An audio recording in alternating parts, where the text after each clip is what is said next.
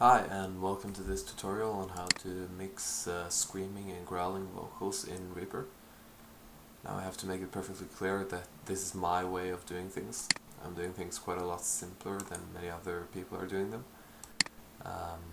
This tutorial I'm going to go over basically how to record your vocals and how to mix them really simply to make them blend in well with your project. So first things first, when it comes to recording the vocals, you don't really need that much fancy equipment. So far I've produced 3 albums for my band, and all of them have been recorded in my various bedrooms at the time. I've only been using cheap microphones. Sometimes I've even recorded songs using cheap SM58 knockoffs, which you can get for like $20. Behringer XM8500 or something, and they all sound great. That's the thing. Some microphones pick up a lot of room ambience, but dynamic microphones usually perform really well and make your recording really simple. The only crucial piece of equipment you need is a pop filter, which you can also get really cheap on eBay. If you don't have a pop filter, just use some big socks and put them on top of your microphone. And then just make sure that your vocalist doesn't stand too close to the microphone in order to avoid the proximity effect, which you can Google if you want to learn more about. Anyways, so we've recorded our vocals.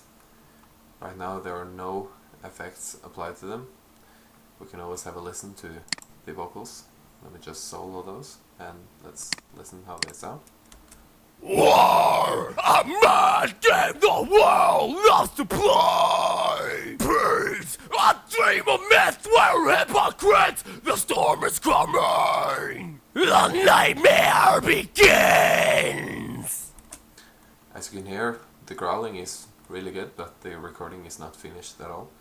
The volume feels inconsistent, and we have these really pronounced S sounds, sibilances or whatever they're called, and plosive sounds and everything. And basically what we're going to do is we want to even out the volume, we want to get rid of annoying sounds, and we also want to add some reverb or delay in order to make the tracks blend better in with the rest of the mix.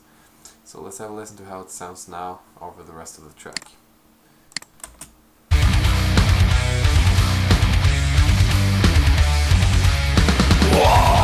A man in the world loves to play!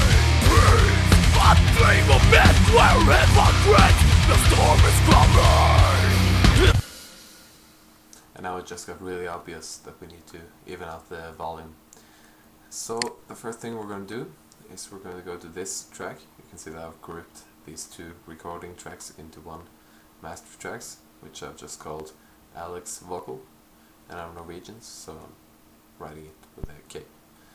And we're going to click the effect button. We're going to find our limiter. I'm using the W1 limiter. You can Google it and download it. It's free and it's really simple to use. It's a really good one. And what we're going to do now simply is we're going to set our threshold to something like, let's say, minus 20 dB. Now here there's going to be some audio nerds telling you, no, don't brick wall your vocals, whatever, don't use too much limiter. Well, screw them. Let's just do what sounds good and what's simple. So we're going to set threshold to minus 20 decibels. Now it's probably going to be really loud, but we're going to adjust that by using the ceiling. So I'm just going to play now, and I'm just going to adjust the ceiling on the fly. Let's try.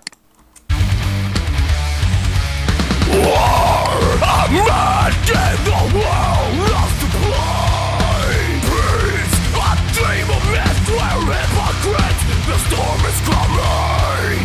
The nightmare! Now what that did was that it evened out the volume greatly. If you want to, you can Google limiter and compressor. Limiter is just a powerful compressor to find out more about what they do. But let's listen to only the vocal tracks with the limiter on. War, a man gave the world loves to play. And then without the limiter. War, a man gave the world loves to play. Now it's pretty obvious that the limiter is really necessary here. And you may have to adjust your threshold to whatever fits what you're working with. And now we're going to go for the next step, which is putting on our de-esser. And the de-esser I'm using is the Spitfish de-esser. It's also free. You can download it online. And we're going to solo our tracks, our vocal track. And now we're going to use this and put our sends up and put this at around, I know that his S sounds are at around 8 to 9k. This will vary between every vocalist out there, so you just have to find out what works. And we're going to click the listen. Now what's going to happen now is that we're only going to hear the S sounds that this is picking up.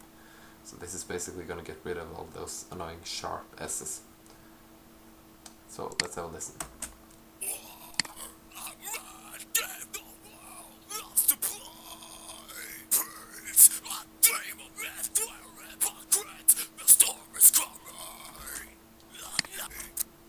Now this is picking up on a lot more than just the S noises, so you have to be careful with this. If you do it too much, then you're just going to ruin the whole treble of your vocal sounds. But let's just try to stay safe and put it around here. Def, that is how much you're actually going to decrease the S sounds. And also make sure you press stereo, because in case you have stereo effects later on, that's not going to ruin it for you. So let's hear now. Gave the world loves to play. Peace, a dream of myth where hypocrite. That sounds quite a bit better. Let's try just this part with and without the de-esser. So this is with. Peace, And oops, not that one. And without. peace, Now you can hear that the S was more pronounced without this one, but we are gonna need it because those S sounds can get quite annoying. Of course, this has to be fine-tuned for like forever, and you need to spend some time tinkering with this, but I'm just gonna basically show you how to do it quickly. So let's hear how it sounds on top of the mix now.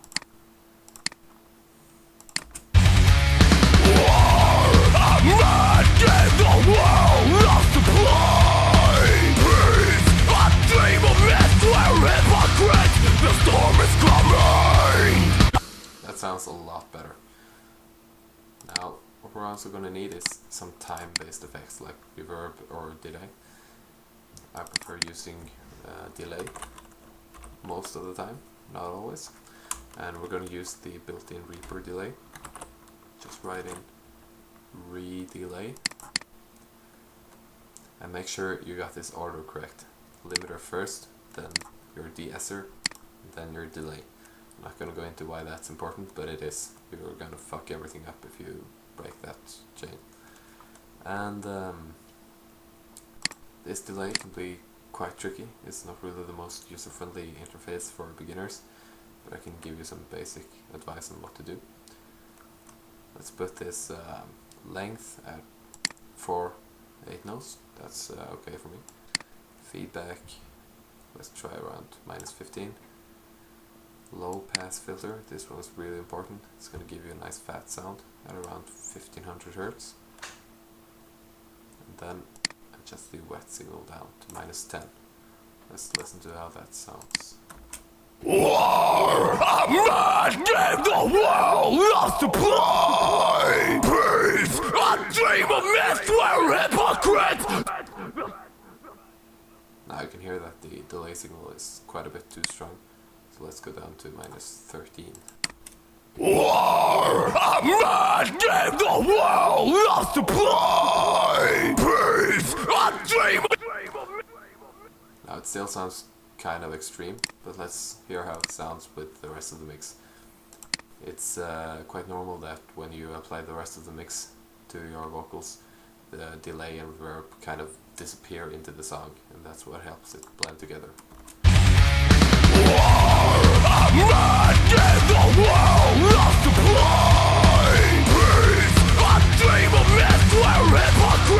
The storm is coming, the nightmare begins. I stare evil in the eye.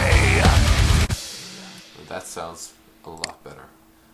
And as you can hear, you can't really hear the delay, but it helps the vocals to blend in, basically. And what you want to do finally is add an EQ. Re-EQ. And this is just to cut out some unnecessary bass from your signal. I put this at around 40 Hz. You can go higher, but you risk removing some of the punch from your vocals. This is just because sounds that are lower than 40 Hz aren't really needed in the vocals. They will just mess things up. Now you won't really hear any difference when you're adding this, but it's important to have it there in case your vocalist does something funky with his voice, and yeah, just helps protect your mix. Then when you've added your EQ, we're basically done. You can always mess around with stereo, fake stereo things and stuff like that, but I'm not gonna do that now. I mean stereo doublers. But the final thing now would be simply to adjust your volume. Now it might be quite a bit too loud, I don't know.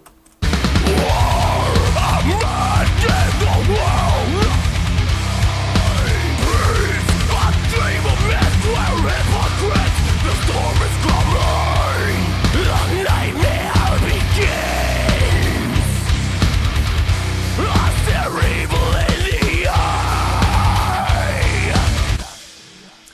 And when you're sitting here and adjusting your volumes, mixing stuff and stuff like that, it's really important that you take breaks, let your ears rest, because when your ears are tired, you can't really judge anything correctly, and you'll end up making a horrible mix, and you will realize that the next time you listen to your mix, the day after or something like that. So make sure you take your breaks and give your ears some rest, and then start mixing again.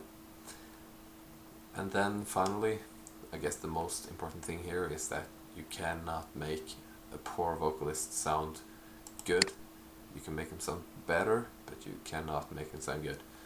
Now, I'm lucky to have a really good vocalist in my band, but if your vocalist sucks, then your recordings will definitely suck. So if you have a good vocalist, then horrible mixing might make him sound horrible. But if you have a bad vocalist, then good mixing will not make him sound perfect.